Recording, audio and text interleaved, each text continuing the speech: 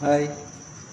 ಎಲ್ಲರೂ ತಮ್ಮ ನೋವುಗಳನ್ನು ಮನೆಯಲ್ಲಿ ಹೇಳ್ಕೊತಿಲ್ಲ, ಹೊರಗಡೆ ಬಂದು ಹೇಳ್ತಾರೆ. ಇದು ಕೆಲಸ ಬೇಕು, ಯಾವುದಾದ್ರು ಕೆಲಸ ಇದ್ದರೆ ನೋಡು, ನಾನು ಮಾಡ್ತೀನಿ, ಅದು ಮಾಡ್ತೀನಿ, ಇದು ಮಾಡ್ತೀನಿ, ಭಾಳ ಪ್ರಾಬ್ಲಮಲ್ಲಿದ್ದೀನಿ, ಅದು ಇದು ಅಂತ ಅರ್ಧ ಗಂಟೆದಲ್ಲಿ ಬರ್ತೀನಿ ಅಂತ ಹೇಳಿದವನು 3 ಗಂಟೆ ಆದ್ರೂ ಬರೋದಿಲ್ಲ. ಅವನಿಗೋಸ್ಕರ ಕಾಯ್ತಾ ನಾವೆಲ್ಲ ಟೈಮ್ ವೇಸ್ಟ್ ಮಾಡಿ ನಮ್ಮ ಮನೆಯಲ್ಲಿ ನಮಗೋಸ್ಕರ ಕಾಯ್ತಾರೆ, ನಾವು ಮತ್ತೊಬ್ಬರಿಗೋಸ್ಕರ ಕಾಯ್ತೇವೆ.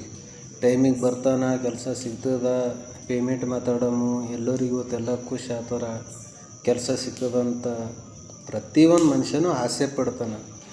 ಎದುರಿನ ಮನುಷ್ಯ ಬರಲಿಲ್ಲ ಅಂದ್ರೆ ನಮಗೆಷ್ಟು ನೋವಾಗುತ್ತೆ, ಅದರಲ್ಲೇ ಭಾಳ ನೋವಾಗುತ್ತೆ. ಮನೇಲಿ ಏನು ಹೇಳಬೇಕು, ಬರೀ ಸುಳ್ಳು ಹೇಳಬೇಕಾಗತ್ತೆ ನಾವು. ಯಾಕೆ, ನಮ್ಮ ಮರ್ಯಾದೆ ಹೋಗೋ ಸಲಿಂದ ನಾವು ಸುಳ್ಳು ಹೇಳಬೇಕಾಗುತ್ತೆ.